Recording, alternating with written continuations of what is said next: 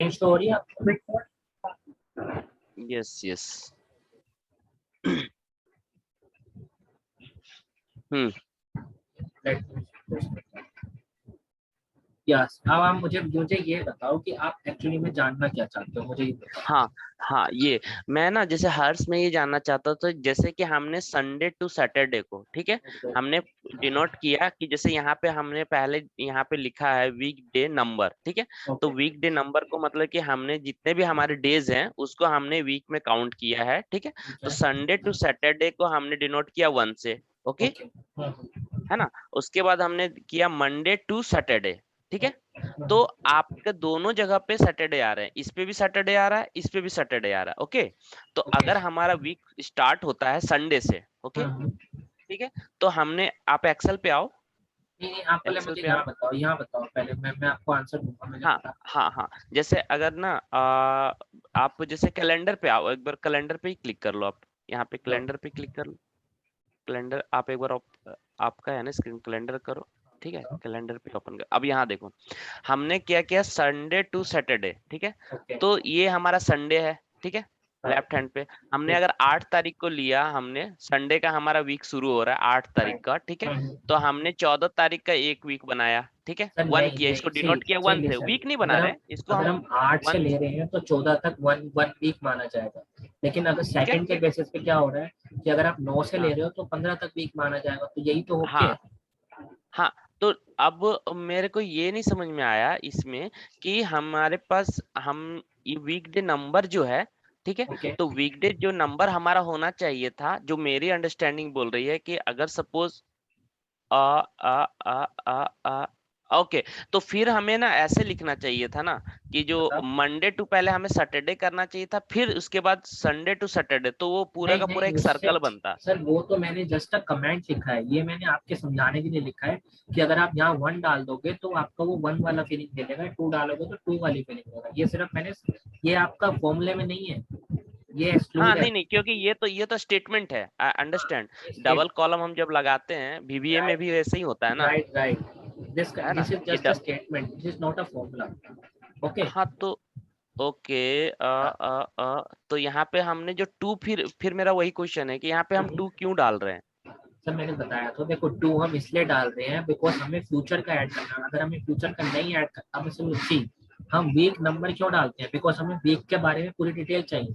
अगर हम ये, हाँ। हम या तो यहाँ रुक जाएंगे, या फिर हम अगर वीक नंबर डालेंगे तो हमें नीचे जाना है, और नीचे जाना है तो हमें ये इसके लिए डाला है। ये जो एंड में आप देख लो, ये वीक और वीक इसके लिए डाला है बिकॉज हमारा जो वीक नंबर है, देखो वीक हम्म 27, लोग क्या काउंट करते हम्म हैं कि हमारा जो वीक है ना वो मंडे टू सैटरडे काउंट हो, और जो संडे है वो छुट्टी हो, तो मतलब वीक, अगर आपका वही वीक चलेगा। आप मुझे एक बात बताओ, अगर आप ऑफिस हम्म में काम करते हो तो आपका जो हम्म टाइमिंग होता है वो होता है मंडे टू सैटरडे, संडे आपका हम्म ऑफ होता है। सपोज ये आपकी हम्म क्वेरी है, मंडे टू सैटरडे आपका वीक डे वर्किंग डेज है और संडे आपका हम्म ऑफ, तो लेकिन वीक में हम्म तो काउंट होगा ना, एक ही वीक में वर्क डे भी है और वीकेंड भी है। ऐसा तो नहीं हम्म बोल सकते ना आपकी संडे आ गया तो भाई नहीं, नेक्स्ट वीकेंड आ गया, नहीं, मंडे को ही नेक्स्ट वीकेंड स्टार्ट हो। आपके अगर हम्म 7 दिन वर्किंग है तो 7 दिन में आप 6 दिन वर्किंग हो और एक दिन छुट्टी है, means work day plus weekend is equal to week. Okay, work day hmm plus weekend is equal to week. Then your next work day is start. Then your week is gone. See, then your next work day is Monday, and the it will, see, weekday formula is depend only your work day.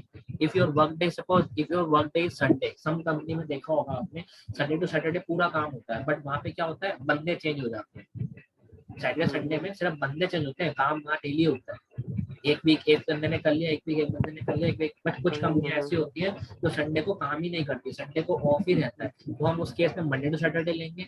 कुछ company Sunday to Saturday पूरा काम करते हैं, कुछ company Monday to Friday है तो वहाँ हम 3 ले लेंगे, बिकॉज वहाँ पे 2 दिन का गैप होगा। मंडे टू अच्छा फ्राइडे में, मंडे टू फ्राइडे आप 3 ले लोगे, हम्म ठीक है, तो वो चीजें काउंट होती रहेगी। ठीक ओके है, ये उसके लिए ओके है। ये आप मेरे को लग रहा था गलत समझ रहे थे पिछला, अब आप हाँ समझ गए।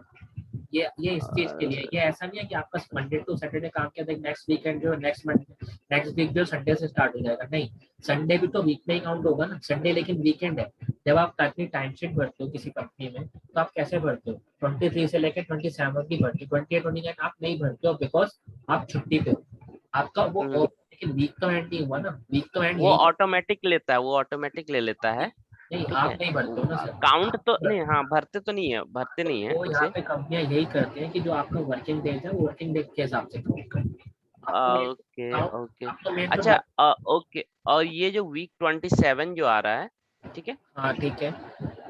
ये वीक 27 मतलब ये क्या डिनोट ये कर रहा है यहाँ पे? 1 जुलाई से आ रहा है ना सर, देखो ये हाँ हाँ। मुझे एक बात बताओ, एक साल में कितने महीने होते, एक साल में कितने वीक होते? एक साल में 52 होंगे। अब देखना जब ये ईयर एंड होगा ना तो आपका 52 वीक पे ही एंड होगा। आप चेक कर देखो, 52 के बाद फिर दोबारा से ये शुरू बारह से। चौके 48 होता है ऐसे। हाँ मतलब कि अगर 12 महीने के अगर सर, 4 अगर 52 ही वीकेंड होता लगा है ले। सर, 52 ही होता है नॉर्मली, वो एक आध दिन एक्स्ट्रा पीछे चलता रहता है, हाँ हाँ उससे हाँ नहीं हाँ। लेंगे नॉर्मल। हम ये डेज हम्म, वाइज काउंट होता है, और ये जो फ्यूचर्स पहली डेट से चलते हुए आ रहा है, और जो हमारे अच्छा सिस्टम में पहली डेट होती है वो होती है 1/1/1990। अच्छा अगर आप अच्छा। एक्सेल में आज की डेट में आपको बताऊं, एक मिनट, एक्सेल में एक हाँ फंक्शन हाँ होता है सबसे हाँ पहली डेट का, तो वो होता है एक हाँ। एक एक 1990 से काउंट करता है हमारा एक्सेल अपनी डेट को। Okay okay okay okay. आप ऊपर जाना, ऊपर जाना, एक बार ऊपर जाओ आप, एक बार ऊपर जाओ, आप ऊपर जाओ, ऊपर जाओ। Okay okay, got your point. ये जो वीक 27 है वो क्या क्या है, काउंट कर रहा है, जो कि मुझे पता चल रहा है वो जनवरी जुलाई फरवरी से मार्च काट रहा अप्रैल मई है, राइट, जून वो जुलाई। जैन तो से ही काउंट करता है, जुलाई का नहीं नहीं, इसमें जो राइट। जुलाई का जो काउंट कर रहा है, ये जुलाई का जो काउंटिंग है, ये दिस इज द काउंटिंग। ये वही वीक है, वीक की 27। काउंटिंग है, तो ये आपके ईयर के ओके ओके। हिसाब से चलती है, ईयर में 52 वीक होते हैं, तो ये 52 पे हम्म जाके एंड हो जाएगा। हम्म। ठीक है, ऐसे ये ही वाला तो चला, फंडा क्लियर हो गया। राइट। 227 जो वीक 27 है ना, ये ओके फंडा तो क्लियर हो गया। ओके, ओके, और ये वीक नंबर जो है, ये वीक नंबर और वीक डे नंबर, राइट ये दोनों टू टू आ रहे हैं। ठीक है, राइट। अच्छा अच्छा, ओके वीक ओके। नंबर ये चल। 2 इसलिए आ रहा है sir, because hmm week day number 2 का मतलब है ये 2 वीक है, और वीक नंबर भी ये 2 चल रहा है। अब आप नीचे जाओगे तो ये 2 ही चलता रहेगा, बिकॉज दोनों सेम ही है, वो दोनों में हम्म। से सेम है, आप इन दोनों में से कुछ भी लगाओ दोनों ही सेम है। ओके, मैंने आपको जी सारे गॉट योर लगा पॉइंट। दिए, मैंने आपको देखो यहाँ पे सारे क्यों सिखाए, 10 फंक्शन, हम्म बिकॉज ये 10 फंक्शन हम्म। अगर आपने ये सारे बना लिए ना, तो इसके अलावा कोई और फंक्शन बचता नहीं है देखो। कुछ बचते हैं, ओके ओके गॉट। और भी बचते हैं, क्वार्टर का भी first day of the quarter बचता है, last day of the quarter बचता है, बट वो थोड़े एडवांस है। मेनली जो हम्म। बेसिक है वो कैलेंडर टेबल में वो यही है, इसके अलावा ओके ओके गॉट योर। कुछ नहीं हो सकता, और ज्यादा ओके किसी गॉट को योर भी पॉइंट। नहीं चाहिए। ठीक है, ओके, तो अभी यस हमारी यस। डेट टेबल कनेक्ट हो गई। अब हम क्या करेंगे, हम्म किसी भी एक टेबल से हम अपने डाटा को कनेक्ट कर सकते हैं, लाइक डेट टेबल यहाँ से उठाई और डेट हम्म टेबल यहाँ पे कनेक्ट कर दी। हम्म ठीक है, आप देखो ये डेट टेबल हमारी कनेक्ट हो जाएगी, एक सेकंड, देखो कनेक्ट हो गई। ठीक है, हम्म अब देखो ये हम्म कैसे कनेक्ट हो रही है, देख लो, many to one means in this financial data the date table has a many data, but under this hmm financial data date table only has a one data, means a one common value. Okay, that the hmm relation type is here is many to one. If you connected the date table is here and financial table is here, that connected is one to many. Okay, hmm so now we are doing some of the good thing, like under the date table, under the date we are using here a date only, because we don't need a time. Okay, hmm now from here we use a format of, as per our understanding, date month and year, date month and year, आप कुछ भी format ले सकते हो, suppose मैं ये हम्म वाला, ठीक है, और जो आप डेट हम्म टेबल में लोगे वही आप वहाँ पे लोगे आपकी फाइनेंशियल्स टेबल, तो फाइनेंशियल्स में हम्म जाओ, and then after the financials, for date table this one you have to use the same thing like date, and from hmm here this one. Okay, so this all things is done. Now hmm we are, our relationship model is done. Okay, so now we are going to our financials, like our reporting view, and under the reporting view I have add some of the goods, one more table for adding a measure. Okay, so modeling, click on new table, and I have given the table name as a measure table, means हम जितने भी measure create करेंगे ना वो मैं इस table के अंदर करूँगा। measure table is a outstanding functions which does not include any column in your data, which does not include any large number of data in your file size, but your concept or your data requirement is satisfied. Okay, so measure table and click on enter. So your measure table is ready. Now we are using some of the format, some of the measures. Just a minute. Hold on. See, under the financials, first we go under the financials. Under the financial, in the table view, we have to write. See, sales is there, COGS is there, profit is there.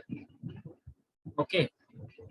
So we need to write a sales measure as well as a sales measure and a profit measure. We have to write two things: total revenue as well as total profit. So how to write a total revenue and total profit? We have using the measure. See, there is a two option to create a measure.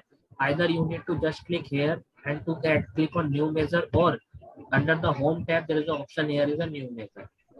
Okay, so there's a two options. So you can directly click on there and add new measure. Now we are using a new measure, and new measure is called as in total profit. So total profit, we need a sum total profit in by a measure without any adding column, without any adding anything, just a formula. Okay, so you need to just write a sum function directly and click on the profit directly. Financials profit means sum is just the expression or a DAX function. Financial is a table column in which table you have a data, and profit is just a column. Means under the financial table, under the profit column, we are using the sum function. Okay, so see, your total profit is there, but I have one question for you both. First, I will write one card. One card is there, and use a total profit.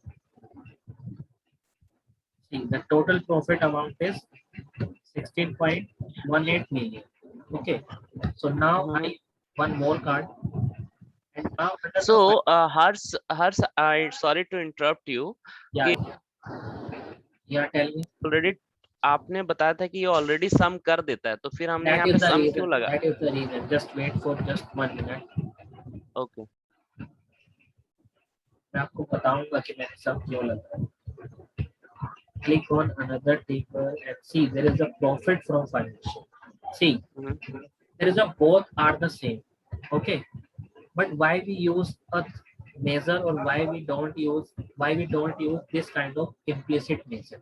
Because see, under the financials, under the Power BI, we have a two types of measure. One is implicit or one is explicit. Implicit is what? That Power BI is automatically calculate your formula like sum, average, maximum. This kind of Power BI is automatically calculated. But why we use a explicit? Because explicit is used for many further calculation. Many further calculation means when you use some of the like profit percentage or doing some of the conditional formatting, conditional function, okay, like this kind of function, then the total profit measure is needed, not a total profit measure. In turn, implicit measure is needed. Okay, because जब आप कभी आप future में further कोई calculation करोगे ना, तो वहां पे आपको ये मेजर काम आएगा, ये मेजर काम नहीं आएगा. बिकॉज क्यों?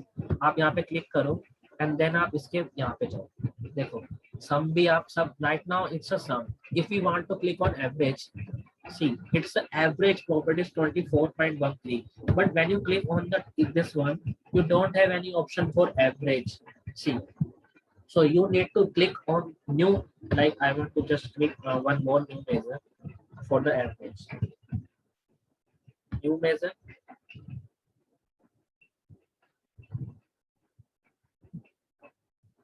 And right now we are using a average profit. Average profit. So average profit is just the same average and doing the profit. Profit.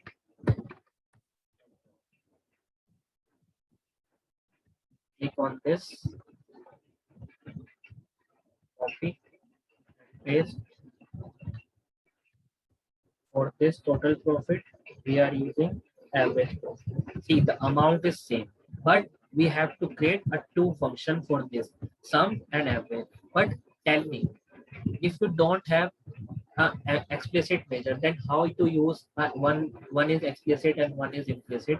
There's a reason for this, that implicit function is not usable, not reusable, but explicit function is usable, reusable. After a lot of time we are usable average function. That's why we are creating this kind of measure table or this kind of measure. Okay, see, there is a value is the same, total profit and total profit is same, but the average profit and average sales is not equal. There is a reason.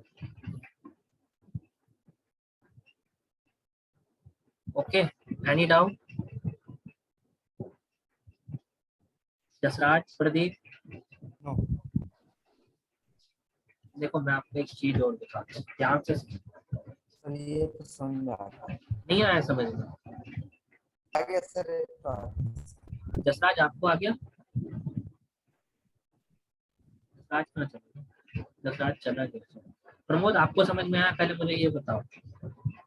हाँ sir ये तो समझ में आ गया। थोड़ा date का है, जो आपने पहले डेट का बताया था ना सर, उसमें हाँ, थोड़े से है, बस वो प्रैक्टिस करने के बाद क्या पता आ जाए वो। सर ये बताइए, मुझे एक चीज पूछनी थी बस से। जो हमने डेट के सारे फॉर्मूले बताए हैं 10, ये क्या मतलब हर सीट में लगाना जरूरी है, या फिर हमें जब जरूरत पड़ेगी हम तब लगा सकते हैं? नहीं नहीं सर, देखो सर, जो आपको जरूरत होती कंपनी है को बोल तभी तो आप दिए या करोगे ना। नहीं नहीं सर, जब आपको जरूरत है आप तब करोगे, हर बार क्यों लगाओगे? Right, this kind of function we are using only back. अच्छा सर मैंने, और एक चीज और बोलनी, जैसे सर हमने वहां पे बना दिया, फॉर्मूला लगा दिए, तो वो हमारी शीट जो है, जो हमारी एक्सेल शीट है, उसमें ऑटोमेटिकली क्या वो चेंज हो जाएगा, या फिर सिर्फ ओनली इसमें रहे, जैसे आपने बताया कि सिर्फ ओनली पावर बीआई की जो हम शीट बना रहे हैं उसमें ही बस शो करेगा हमारी शीट? सर कोई एक्सेल उसमें में कुछ वो चेंज नहीं होगा, आप करेगा पावर बीआई पे काम करो, सिर्फ पावर बीआई पे रहेगा। एक्सेल पे कोई चीज हमें चेंज चेंज नहीं होगी करना हो सर। तो सर वहाँ पे चेंज? सर एक्सेल पे ओके क्यों चेंज करना है आप मुझे ये बताओ, जब आप तो पावर बीआई पे काम कर रहे हो तो एक्सेल पे क्यों चेंज करोगे? एक्सेल पे चेंज करने का कोई दुख ही नहीं बनता। जो हमने सर वो बनाए हैं, क्या बोलते हैं, मेजर्स बनाए हैं, मेजर्स एक दूसरे को कनेक्ट करते हैं, क्या बोलते हैं, मॉड्यूल्स। रिलेशनशिप। मॉड्यूल्स, हाँ रिलेशनशिप जो बनाए हैं, तो उसमें हम जैसे रिलेशनशिप करेंगे तो ऑटोमेटिकली उसमें आ जाएगा जब हम उसका वो बनाएंगे चार्ट। राइट राइट, इसमें तो ऑटोमेटिक आ जाएगा, आपको वो चीज करने की जरूरत नहीं होगी।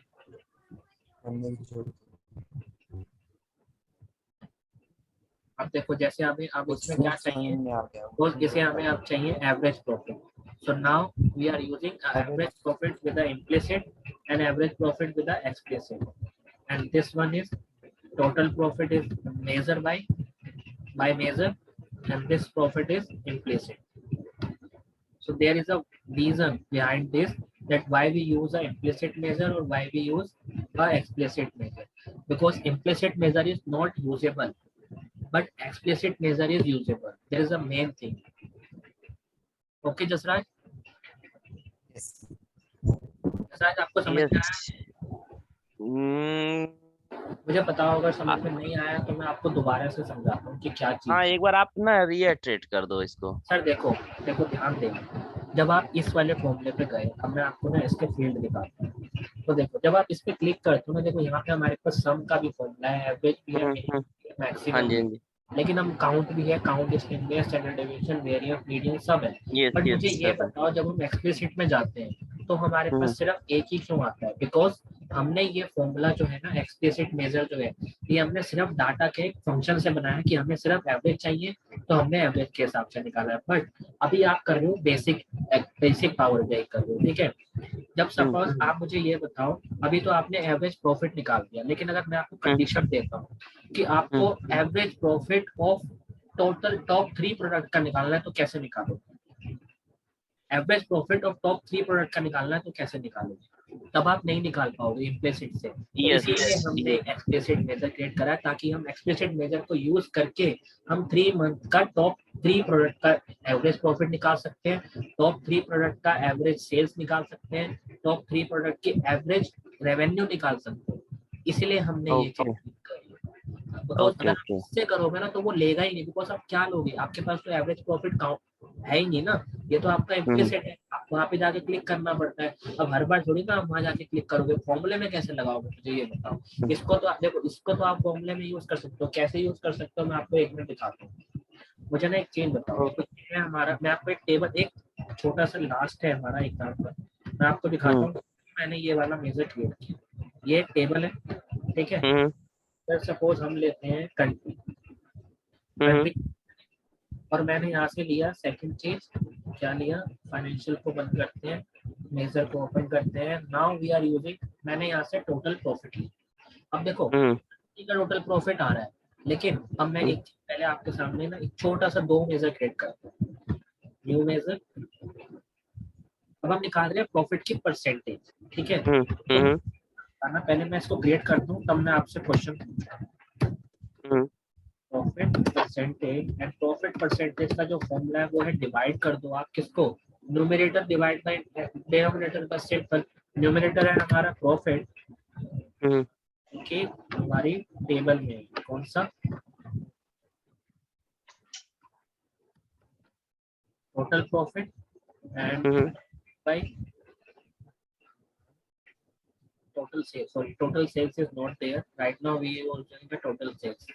So I'm using a first. I will use a total revenue. तो total revenue नहीं है हमारे पास, इसलिए पहले मुझे total revenue निकालना होगा। तो total revenue का जो फॉर्मूला है यहाँ पे हम यूज करेंगे sum x। sum x क्यों करेंगे मैं आपको बता देता हूँ। बिकॉज sum x हम करते हैं, देखो क्या ऑप्शन है, table and expression. Table is okay, table is financials and expression is, हमें 2 चीजों को ऐड करना है। First is unit multiply by price, okay. तो हमने जैसे इसको क्लोज करा तो देखो हमारा टोटल रेवेन्यू यहाँ पे काउंट हो जाएगा, ठीक है। अब टोटल रेवेन्यू हो गया, अब मैं प्रॉफिट निकाल सकता हूँ। सो हम मैं अपने इसको न्यू मेजर करता हूँ, अब मैं निकालता हूँ प्रॉफिट परसेंटेज। प्रॉफिट तो निकला हुआ है हमारा, अब हम परसेंटेज निकालते हैं।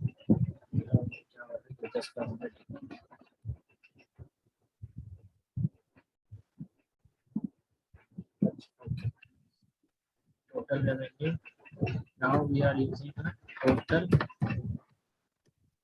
profit per percentage, okay. So we are using a divide function and we have a profit, total profit, denominator में revenue, total revenue।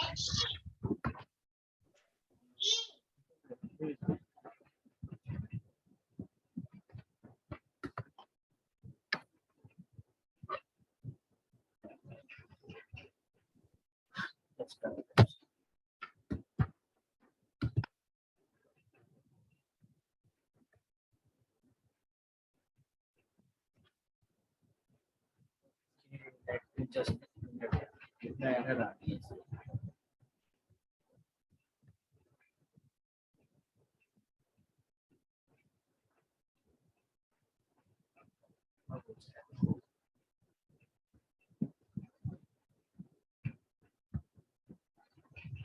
Power BI use करते समय हर एक चीज का ध्यान रखना पड़ता है, कौन सा कॉलम आप कब ऐड कर रहे हो, कब डिलीट कर रहे हो। समटाइम्स कुछ ना कुछ एरर आपसे भी हो सकती है। अब देखो प्रॉफिट परसेंटेज में हमें डिवाइड करना है टोटल प्रॉफिट को, देखो अब आ गया टोटल रेवेन्यू, पहले आ नहीं रहा था। टोटल प्रॉफिट, टोटल रेवेन्यू,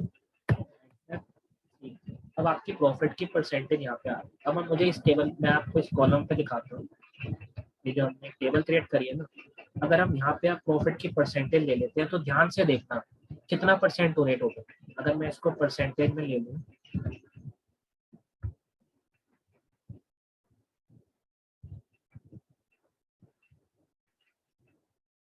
अब मुझे ये बताओ, आप लोग दोनों कॉल पे हो ना दोनों? Yes yes. मुझे ये बताओ क्या ये प्रॉफिट परसेंटेज ठीक है? देखो अगर ठीक नहीं होता तो फॉर्मूले में नहीं आता, तो फॉर्मूले में आया तो ठीक, बट क्या मुझे ये यहाँ पे ठीक है? टोटल प्रॉफिट परसेंटेज आपने 13.21, क्या ये ठीक है? टोटल प्रॉफिट परसेंटेज तो 100% आना चाहिए था ना। यस, बट ये 13 पॉइंट क्यों आ रहा है? क्योंकि यहाँ पे हमने सिर्फ कंट्री का फिल्टर लगाया, तो ये कंट्री को एक्सक्लूड, सिर्फ ये कंट्री का दिखा रहा है, बाकी चीजों का नहीं दिखा रहा। इसने सिर्फ कंट्री को एक्सक्लूड करके कंट्री का दिखा रहा है बस, कि इस कंट्री में इतना हुआ है। लेकिन अगर हमें ये देखना है कि 100% में कितना प्रॉफिट इस एक कंट्री को हुआ है, तो उसके लिए हमें यहाँ पे ये वाला यूज करना पड़ेगा। और उसके लिए मैं आपको न्यू मेजर क्रिएट करके दिखाता हूँ कि कैसे हमने करना है, और देखना फिर कैसे हम करते हैं। ठीक है, अब देखो उसके लिए आपको क्या पढ़ना पड़ेगा, मैं आपको यहाँ दिखाता हूँ। Profit percentage by country selection. ठीक है, इसके लिए आपको कंट्रोल शिफ्ट एंटर करो। दो इसके वेरिएबल क्रिएट होते हैं, जैसे आपने बीबीए करा होगा तो वेरिएबल क्रिएट होते हैं। तो यहाँ पे लिखते हैं where total profit is equal to, हमने टोटल प्रॉफिट के is equal to total profit measure दे दिया। अब मुझे ये बताओ, अगर आप मेजर ही ना क्रिएट करते तो यहाँ आप क्या दे पाते, दे ही ना पाते कुछ, आप ये दे ही नहीं पाते ये चीज, बिकॉज टोटल प्रॉफिट जो है वो सिर्फ मेजर का ही क्रिएट करता है, और मेजर ही अगर आपने नहीं बनाया होता तो आपका ये एरिया निकल ही नहीं पाता। ऐसे ही अब देखो गलती से मैंने एंटर क्लिक कर दिया, एंटर क्लिक करने से क्या हो गया, देखो ये एरर बता दिया, लेकिन अब कोई दिक्कत नहीं है, कंट्रोल एंटर, आप शिफ्ट एंटर दबाओ तो आगे जाएगा। वार, अब वार के बाद मुझे चाहिए टोटल प्रॉफिट। ओके, मुझे क्या चाहिए कि एक हमें टोटल प्रॉफिट चाहिए, तो ऑल टोटल प्रॉफिट। अब टोटल प्रॉफिट तो हमारे पास कैलकुलेट नहीं है, ऑल का मतलब होता है ऑल, सारे फिल्टर को सिलेक्ट करके, जैसे कंट्री हो, कैटेगरी हो, सब कैटेगरी हो, फाइनेंशियल्स हो, ईयर हो, सबको कलेक्ट करके टोटल प्रॉफिट आना चाहिए। अब वो नहीं है तो उसके लिए हमें इक्वल टू एंटर जाके कैलकुलेट करना होगा। और कैसे करेंगे, जिस प्रॉफिट को आपके पास जो आपने मेजर क्रिएट किया हुआ टोटल प्रॉफिट, ये जो आपका प्रॉफिट है ये टोटल प्रॉफिट है, आपको इस प्रॉफिट में सिर्फ कंट्री का सिलेक्शन चाहिए। ठीक है, तो आप इसको क्या करोगे, टोटल प्रॉफिट को में से ऑल वाले सिलेक्शन को आप हटा दोगे। ऑल मतलब ऑल किस में से, जो आपका फाइनेंशियल का प्रॉफिट है, जो आपका फाइनेंशियल का कंट्री वाइज प्रॉफिट है ना, आप सिर्फ उसका सिलेक्शन ले रहे हो। तो आप यहाँ डायरेक्ट कंट्री भी लिखोगे तो भी आ जाएगा, फाइनेंशियल कंट्री वाइज सिलेक्शन लोगे, इस फिल्टर को बंद करो, एंड देन इसके बाद आपको चाहिए रिटर्न। क्या चाहिए रिटर्न, रिटर्न में आपको चाहिए वही सेम फंक्शन जो अभी हम लगा रहे थे, डिवाइड का टोटल प्रॉफिट। अब देखो जैसे ही हमने वेरिएबल क्रिएट करा, देखो यहाँ पे देखो एक्स वाई करके कुछ आ गया, देख रहे हो एक्स वाई, ये एक्स वाई क्या है, वेरिएबल है। तो आप यहाँ total profit low, comma low, all total profit low, and इसके बाद आप इसको क्लोज कर दो। एक सेकंड में चेक कर लो, profit percentage by country selection and click on enter.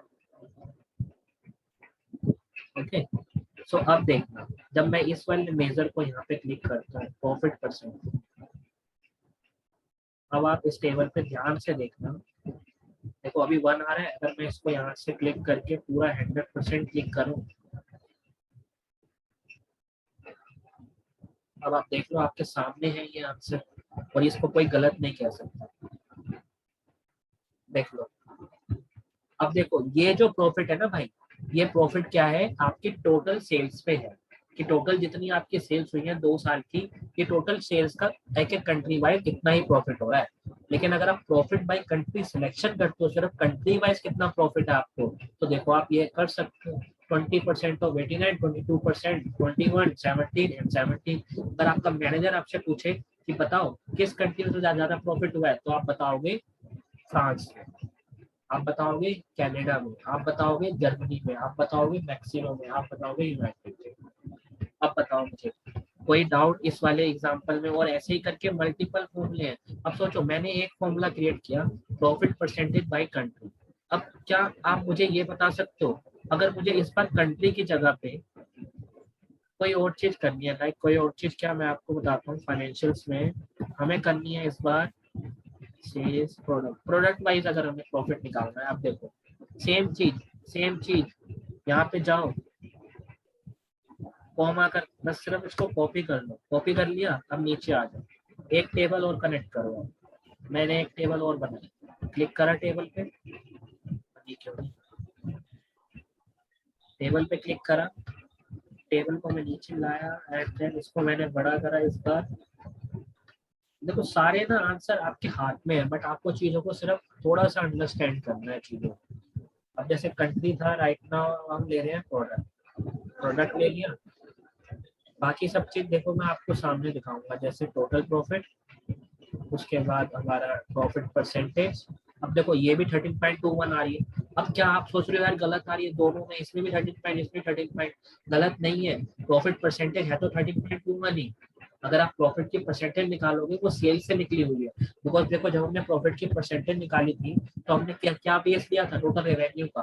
Total revenue को 13% प्रॉफिट है हमारे पास, ठीक है। तो ये गलत नहीं है ये भी ठीक, बट आपको एक यहाँ पे हर्ष ये जो 13.21% जो आ रहा है वो आ रहा है इस प्रोडक्ट का जितना हमारा प्रॉफिट हो उसका एवरेज आ रहा है, राइट? नहीं ये सर, जो एवरेज 13.2 नहीं है, नहीं सर ये नहीं एवरेज है, नहीं। अगर ये हम सबको अगर ऐड करें हाँ और हाँ। आपके पास कितनी कंट्री 1 2 3 4 5 6 और अगर ये सारे को ऐड करके अगर 6 से डिवाइड करें तो 13.21 नहीं आएगा? सर नहीं नहीं, वो एवरेज नहीं है सर, वो चीज 6 से डिवाइड करके देख लो आप, 30.1 आ जाएगा, वो अलग चीज है। बट ये एवरेज नहीं है, ये क्या है मैं आपको समझाता हूँ। हाँ। मैं आपको ना टोटल रेवेन्यू बता, अब हम्म देखो मैंने जब टोटल रेवेन्यू यहाँ कर, अब देखो टोटल हम्म प्रॉफिट, अगर मैं आपको कैलकुलेटर दिखाऊं, कैलकुलेटर ऑन करता हूँ मैं अपना, अब ध्यान से देखना कि ये क्या है, ये कैसे हम्म निकला। ऑन किया मैंने इसको, थोड़ा सा मैं छोटा कर हो गया, ये चीज। बड़ा हो गया।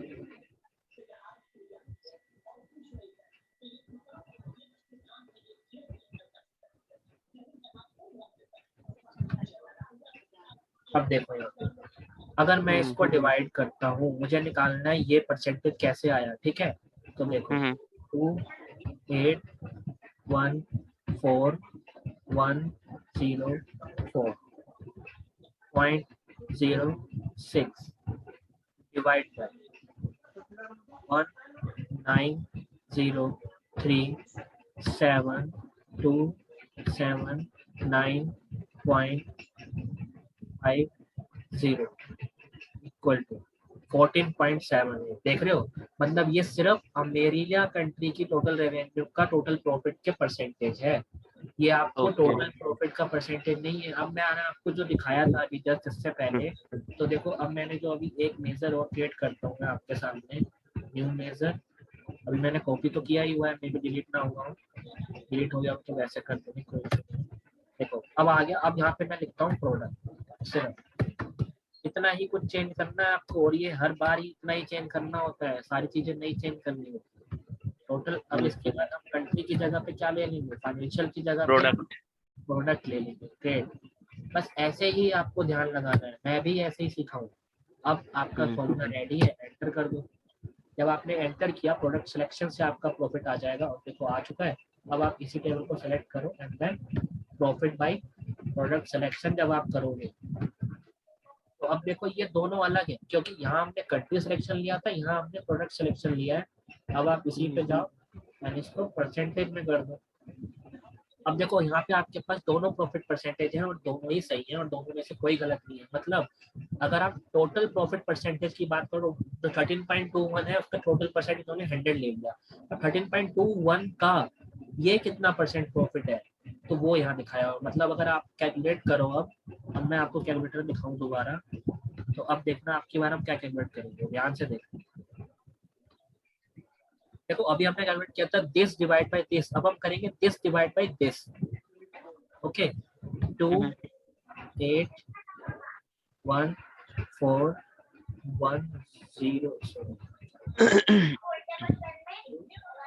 एक्चुअली मेरा ना माउस खराब हो गया तो मैं कीबोर्ड के माउस से काम कर रहा हूँ, हाथ बैठा हुआ है नहीं मेरा। 281410.06 divide by 1689372.2 and 6 is equal to C 16.65%। अब समझ लो, यस यस। समझ गए लॉजिक। सो ये है हम कैलकुलेशन का डेक्स का फंक्शन का तरीके से आपको फंक्शंस को क्रिएट करना होता है, ठीक है। नेक्स्ट में मैं आपको टोटल दोबारा से सिखाऊंगा। ये सारे सिर्फ आज का लिए समझ लो, आपका डेमो था डेक्स का, ठीक है। नेक्स्ट क्लास में पूरा इसी फाइनेंशियल पे काम करेंगे हम। सम पूरा सारे डेट दे दो, पूरी टेबल कनेक्ट करेंगे नेक्स्ट क्लास में, ठीक है। जितने भी फंक्शंस हैं इसके, profit by segment, profit by year, profit by product, लेकिन उससे पहले मैं आपको ये शीट सेंड करूंगा, ये रिकॉर्डिंग आपको भेज दूंगा, सारी कल की और आज की 4 वीडियो है, ठीक है। 4 जितने भी होंगे वो सारी आपको भेज दूंगा। उसके बाद ये नोट्स वगैरह मैं भेज दूंगा। थोड़ा वेट करें, मैं अभी थोड़ी देर में भेज पाऊंगा या कल सुबह भेज पाऊंगा, ठीक है। ठीक है, तो ठीक है, नो उसके इशू। बाद आप प्रैक्टिस करना जितना आपसे हो पाए, नहीं हो पाता है तो कोई इशू नहीं, आप कल फिर करेंगे, मतलब सैटरडे को, नेक्स्ट सैटरडे संडे हम नेक्स्ट ही करेंगे डेली, कुछ ना कुछ एडवांस, क्योंकि अब हमारा जो मॉडलिंग का क्वेरी एडिटर था वो सब साथ साथ चलती रहेंगी। बस अब हम डेक्स मेन हमारा फोकस है, मतलब आधे घंटा डेक्स, 15 मिनट बाकी सब चीजें ऐसे कर। और देखो टाइमिंग की मुझे कोई वो चिंता नहीं होती, मैं अभी जितना चल गया मैं उतना पढ़ा दूँ, मेरे को कोई इशू नहीं होता, ठीक है। मैं टाइमिंग के हिसाब से कभी भी नहीं पढ़ाता, मैं सिर्फ कॉन्सेप्ट के हिसाब से पढ़ाता हूँ, कॉन्सेप्ट कितना है, ठीक है। अब ज्यादा कॉन्सेप्ट पढ़ा दूँ, समझ में ना आए तो वो भी आपके लिए नुकसान है। मेरे को तो आता है, मैं तो इसके बाद 10 फंक्शन आपको और करा दूँ, बट वो आपको नुकसान है। आप जब यही नहीं समझ पाओगे तो बाद में कैसे समझ पाओगे, ठीक है। पहले इन सब चीजों को तैयारी करना, then we will connect later soon, okay? Okay, तो कल कनेक्ट कर, मतलब नेक्स्ट सैटरडे कनेक्ट करते हैं फिर हम, ठीक है। यस, हाँ जी। कोई डाउट है तो यहाँ तक कोई डाउट है तो पूछ सकता है कोई भी, यहाँ तक अगर कोई लगता है। बाकी ये चीजें दोबारा नहीं, बता नहीं, बाकी ये चीज जो है हाँ, ये चीजें अभी दोबारा बतानी है, बिकॉज अभी ऐसा नहीं है कि एक ही दिन में आप सब कुछ ट्रेंड हो जाओगे, अभी टाइम हाँ, लगेगा। यस, टाइम लगेगा इसमें। ओके, अभी हमारे कम से कम सर टाइम लगेगा, क्या कह रहे नया हो? है वैसे। हाँ अभी मतलब अभी थोड़ा पूरी सा अभी अभी पूरा तो अगला ये महीना चीज है। हमारे लिए नहीं है ना, तो अभी थोड़ी सी। राइट हाँ, राइट राइट। चलो फिर कल हम कनेक्ट करते हैं, ठीक है।